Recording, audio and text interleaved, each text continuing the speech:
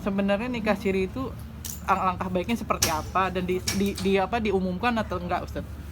Oke, pertama, kenapa disebut siri? Siri itu artinya senyap, diam, nggak kedengeran, sir.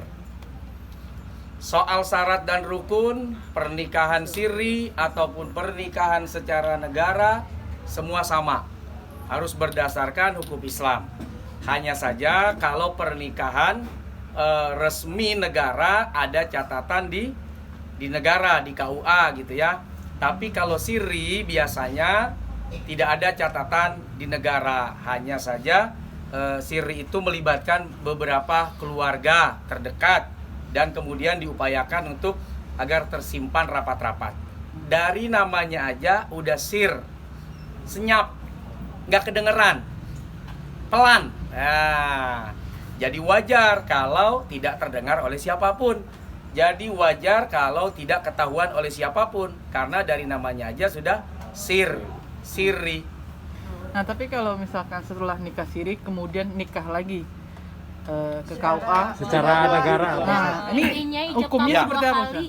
Sah atau tidak? Karena waktu nikah siri mungkin tidak secara luas informasinya informasinya tersebar, atau tidak ada yang bisa menyaksikan langsung secara banyak.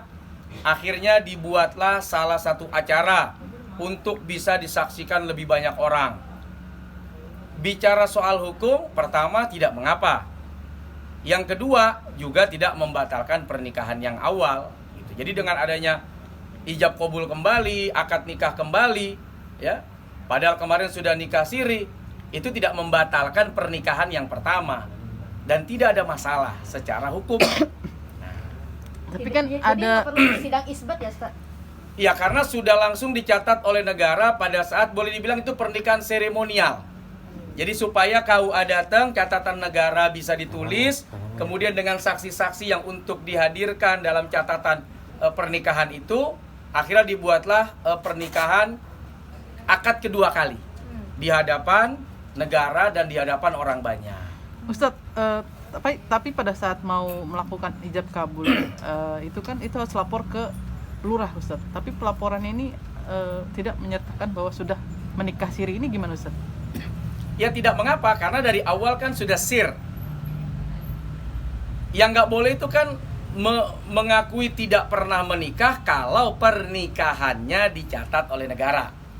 Maka dianggap telah melawan hukum, karena dalam hukum negara sudah tercatat. Kalau siri, dari namanya aja udah diem ya, sir. Bukan diem, apa namanya tadi tuh? Senyap ya, nggak kedengeran.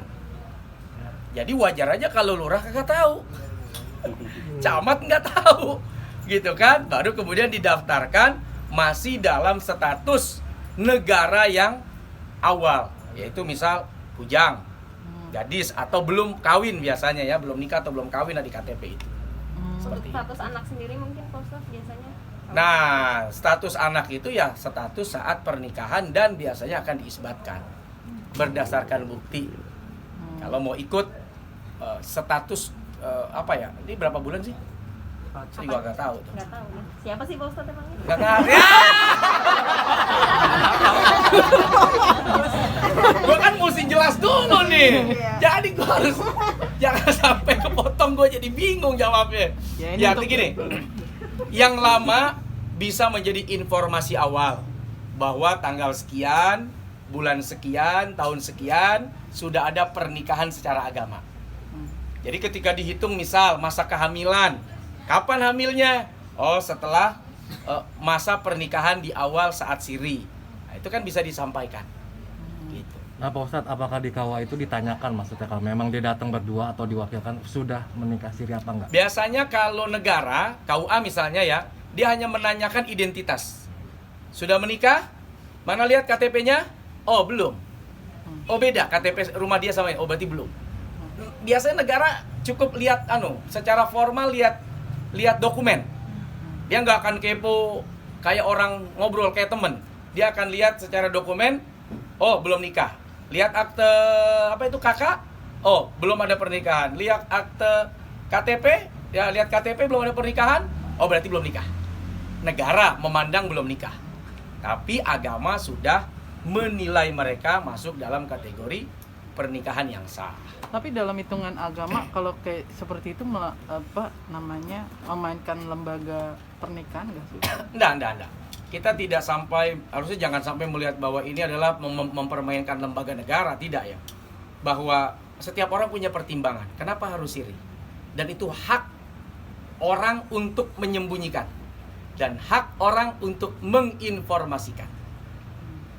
Serius.